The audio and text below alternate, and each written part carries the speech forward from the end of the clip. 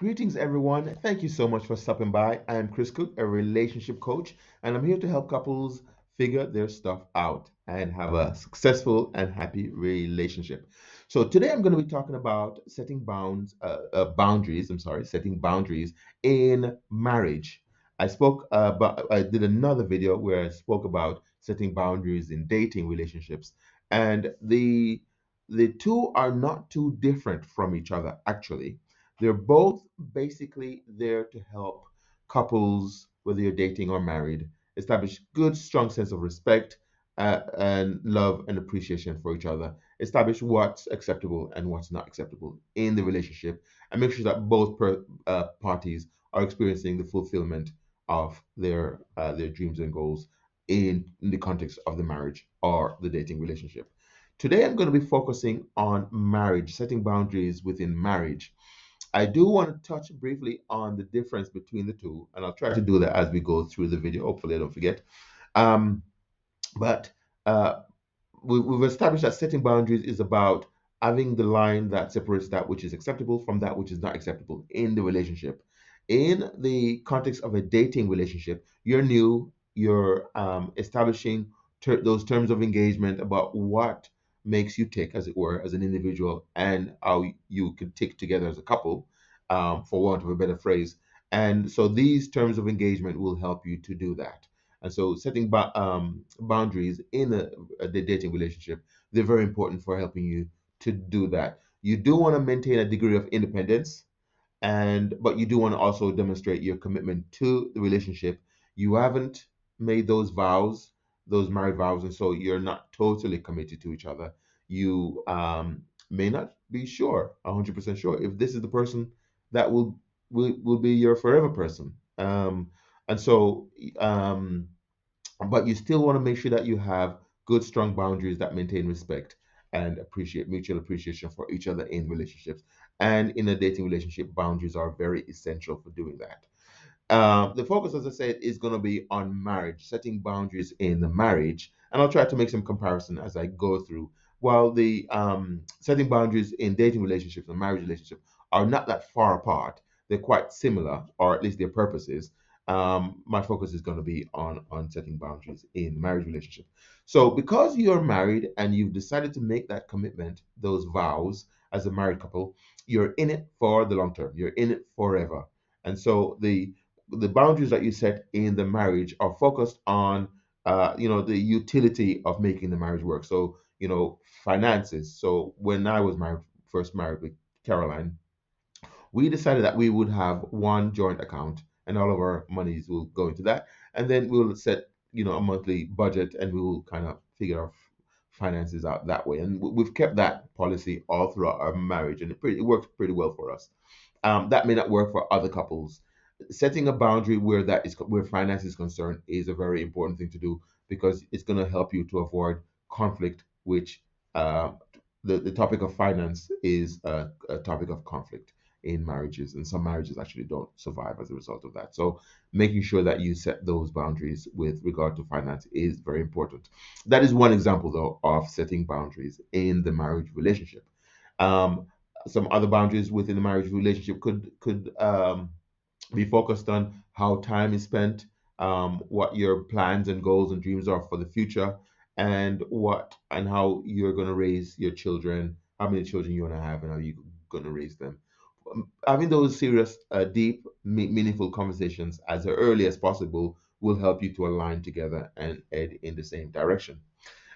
In terms of my role as a relationship coach, one thing I do to help married couples, to establish strong boundaries of respect, love, and appreciation for each other is done through what we call the covenantal process. The covenantal process is a process that I've developed to help couples to engage in covenant making and agreements with each other, which takes the guesswork out of what their expectations are for each other and for the relationship and for their future together. And it is a seven-step process. It consists of the initiation, the investigation, the sit down, um, the negotiation, closing the deal, the promise, and the sealing. which I'm going to go through and just briefly explain each point in the context of the marriage. So the initiation for a married couple starts with the both couples deciding that they are married and they want to make this relationship work. And so the initiation is about uh, you know your relationship interest. This deciding that you're in it to win it, as it were, and you want to make this relationship work. And so that's the initiation process. Um, the initiation process in terms of dating couples is deciding that, yeah, we're trying to make this relationship work, and we're both making that commitment to do that. And that's the initiation. The second step is the investigation, and the investigation is about investigating what your expectations are for yourself and what their spouse's expectations are for from you and within the context of the marriage, and exploring those ideas as deeply as possible. And I've got a tool that helps couples to actually go through that process. So you're looking at your expectations, you're looking at your spouse's expectations, and you're looking at where you can both contribute to make the marriage as successful as possible. That's the investigation. It's very important. The next step is the sit down, and the sit down allows you both to come together in a meeting where you start to draft up a list of covenants or agreements, and these covenants will form the basis of your new and improved relationship. And these are the boundaries that you're creating in your marriage that will allow you to be able to experience your total fulfillment in the marriage. And couples who do engage in covenant making experience greater happiness, fulfillment, and a stronger bond of connection with each other. So that we've spoken about the sit down. The sit down is the first of a three-tier covenants refinement process. The second tier, which is step four, is the negotiation, and the negotiation is step four of the covenant process, and the second tier in the covenants refinement process, and that is about deciding how to make these list of covenants as mutually beneficial as possible. So it isn't, in the business world, some people they negotiate with, in terms of a business deal or something, and one guy comes in and he just dominates and he leaves with everything, and the other guy leaves a loser with nothing. That is not what we're offering here in the negotiation within the context of the covenant process. The negotiation here is about making those covenants as mutually beneficial as possible. That's why the negotiation is the second tier of a three-tier covenants refinement process. The third and final tier of the covenants refinement process is the closing the deal.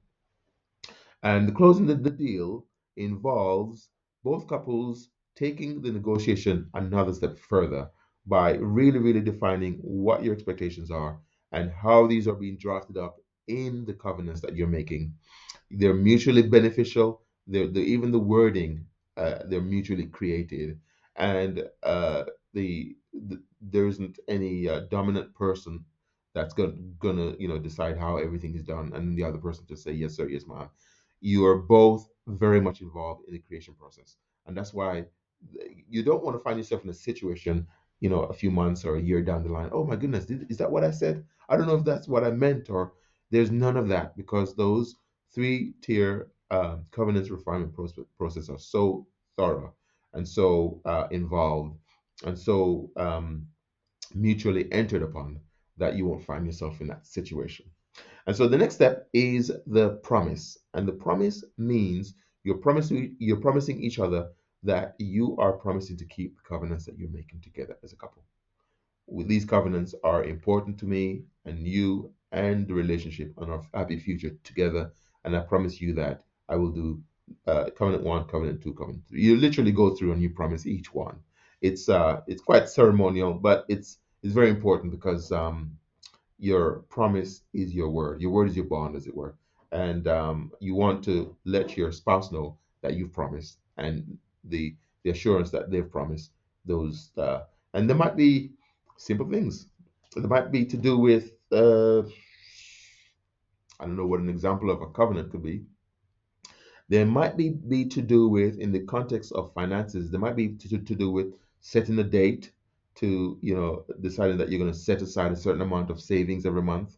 from your wages, and it's going to go into a specific account, and then you're going to plan to have your budget every month, and so that gets drafted up however the couple wants to word it into a covenant. And so you've promised that you're going to commit to setting aside a certain amount every month, and it's going to go to a specific account. It's going to be in your savings, and also you're going to plan your budgeting every month. And so that is an example of a covenant that could be made. And there's a multiplicity of covenants that can be made within the context of the marriage. And so no two couples covenant setting, covenant making will be the same. So that's just a promise, an example of the promise, how a covenant can be made, and the promise process. The last and the seventh step of the covenantal process is the sealing. And the sealing involves putting your stamp of approval, or your mark on the covenant document. So everything is drafted up and you sign your name. You're saying this document, this covenants document, is ratified by me, and I stand by what is written on this covenants document. So the sealing is putting your seal, as it were. The idea came from King John putting his seal on the Magna Carta, the Great Charter, when those barons decided to make the king subject to the law, and so when he put he put his stamp on that wax. He's there with he's on his throne with his crown and scepter and his orb on that little waxy seal. So this is what the sealing of the covenants represent. So we help couples to establish successful, happy marriages by establishing successful and mutually beneficial commitments or covenants with each other. If you know of anyone who or yourself who might benefit from a discussion about how you can benefit from the process that we give couples to experience that greater bond in their marriage, please go ahead and contact me. My contact details are below in the information box. Thank you so much for your time. I wish you a wonderful day.